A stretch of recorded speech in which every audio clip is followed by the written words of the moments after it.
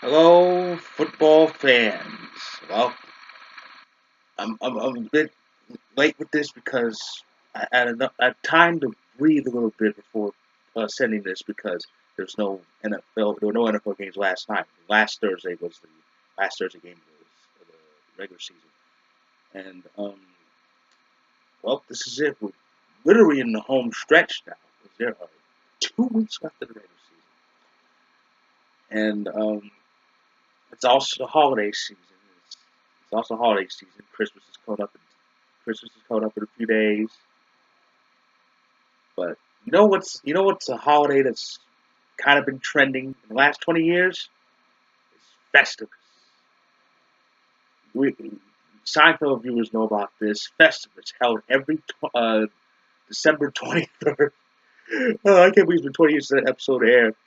And of course, I am not an Orthodox Festivus celebrator. I don't have the pole, and I'm not exactly equipped for the feats of strength. However, a Festivus tradition I do love is the airing of grievances. I have a lot of grievances to air out. First off, the Buccaneers. You had one job.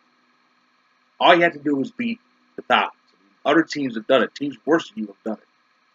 And your because your kick was right, a kick that was makeable. I mean, it's long, but it's makeable. The Packers, our season's over. The Packers are eliminated from playoff contention as of a few days ago because of Atlanta's victory. Because Atlanta has tiebreakers over literally everybody in the race.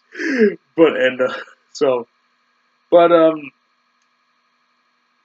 yeah, it sucks. I mean, of course, the number one thing is Rodgers wasn't playing, but even so, uh, uh, it's terrible. Now the only benefit from this is that Rodgers will have 2 weeks off, extra 2 weeks off to rest that shoulder and be fully ready for 2018. And and but and I can also say that the Packers, well, we were eliminated fair and square. We go to the opposite from that. Another grievance I'd like to air. Seriously, refs, how long are you gonna be on Belichick's payroll? How long? Really? Do you? I mean, could you idiots not see that was a fucking touchdown?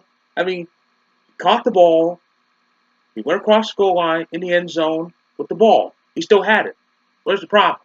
You know, if these referees would if these referees would just get rid of their egregious bias for the Patriots and call their games objectively, it would be a different outcome. If that game was fairly officiated, New England would get killed. I mean, Pittsburgh's a much better team than the Patriots. Everybody knows that.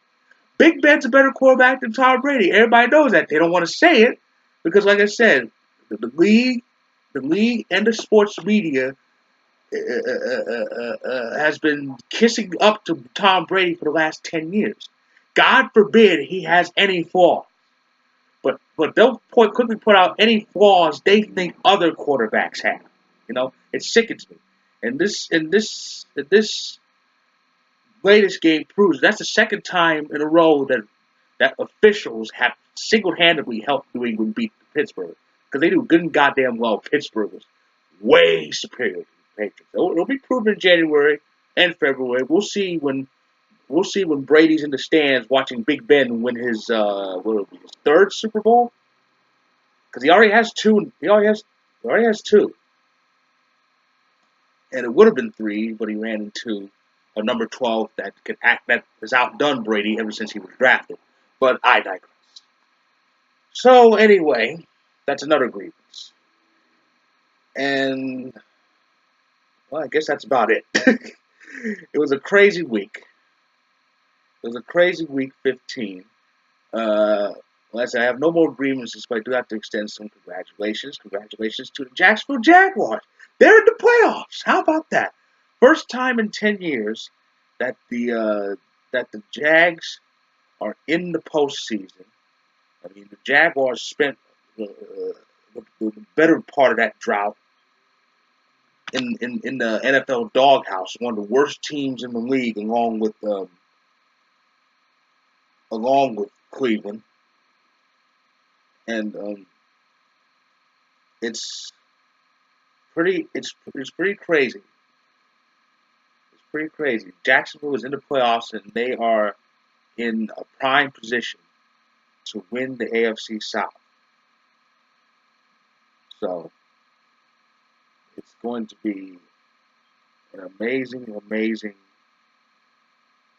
last 2 weeks for the teams involved in the playoff race. I just wish we could be in it. A lot of scenarios for this week, and hang on, I'll get them. Wait. Yeah, a lot of scenarios for this week. Pretty much, I think 4 divisions have been clinched. Even 4 more to go. Both South and West divisions are up for grabs, and these are just some.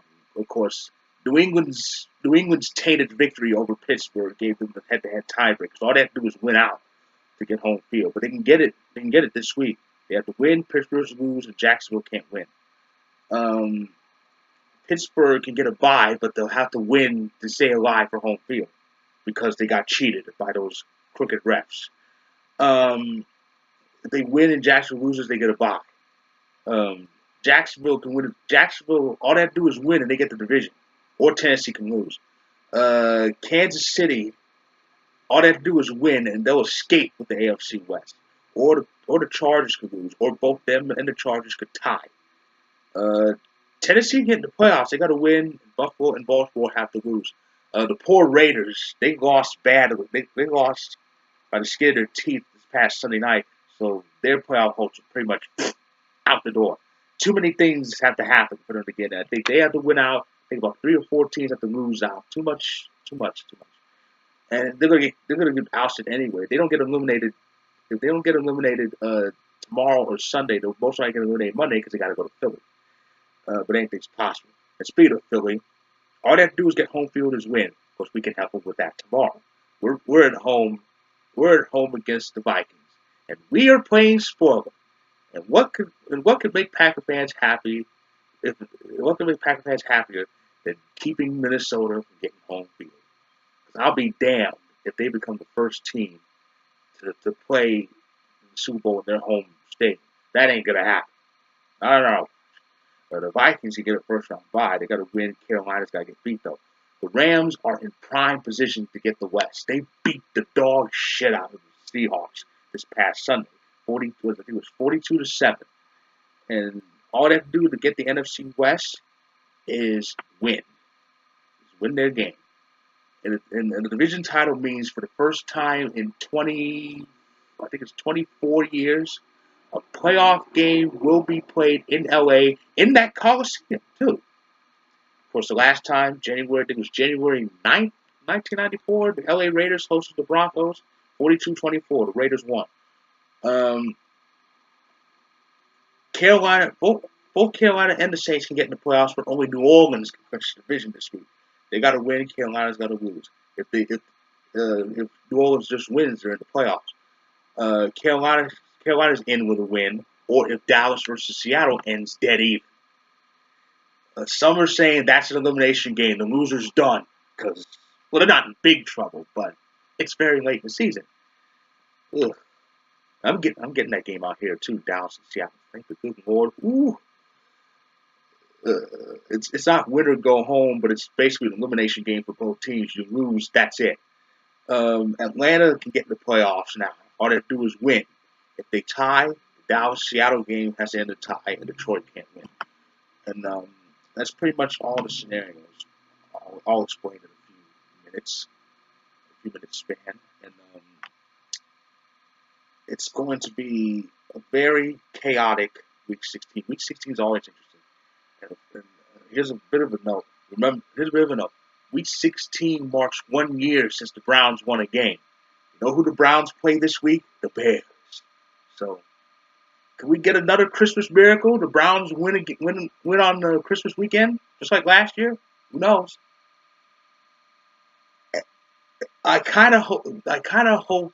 I hope the Browns do win, but I kind of hope they don't because when the Chargers lost to the Browns last year, that kind of fired them up. Now they're kind of in a playoff race, but they're hanging by a thread. So I hope if the Bears lose, I hope it doesn't make them good. But again, nothing can make them good. Even if they sold their souls to Satan, they only win 5 games. So, so that's pretty much the story. The Rams are in Tennessee. The Chargers are in New Jersey playing the Jets. Atlanta plays the Saints. Buffalo's playing New England.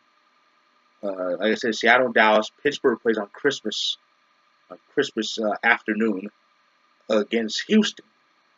And of course, the late Monday game is Philly and Oakland. Those will be the last 2 Monday games of the season. As Week 17, all the action's on Sunday. What sucks about this season is we could, for the first time in years, not see a season-ending winner-take-all game for any division. So I'm keeping hope we see that game. But anyway, so that's my review of Week 15 and a brief look at what's to come in the next 2 weeks. One final note, I have to end the video on this. I read last night that we lost a pioneer in the sportscasting world, Dick Enberg. I grew up listening to Dick Enberg's calls. He was one of the top announcers on NBC Sports, especially with the football coverage back when I was little. They had a lot of great. This is back when the AFC was better than it is now, and Dick Enberg was on call for a lot of those games on NBC. He worked extensively. He was a household name in Southern California. He was the voice of the Angels years ago, and the LA Rams and UCLA college. I think they said basketball or football or both. And of course, he did somewhat national work for NBC and CBS, and he just retired after last season, where he was after years of working as the voice of the Padres. Enberg was 82, and of course, I and every sports fan in this world would definitely miss him. So again, that's my review of Week 15. Enjoy Week 16 starting tomorrow. Indy and Houston, Minnesota and Green Bay. Enjoy the rest of this crazy regular season with 2 weeks left, and have a happy, joyous holiday.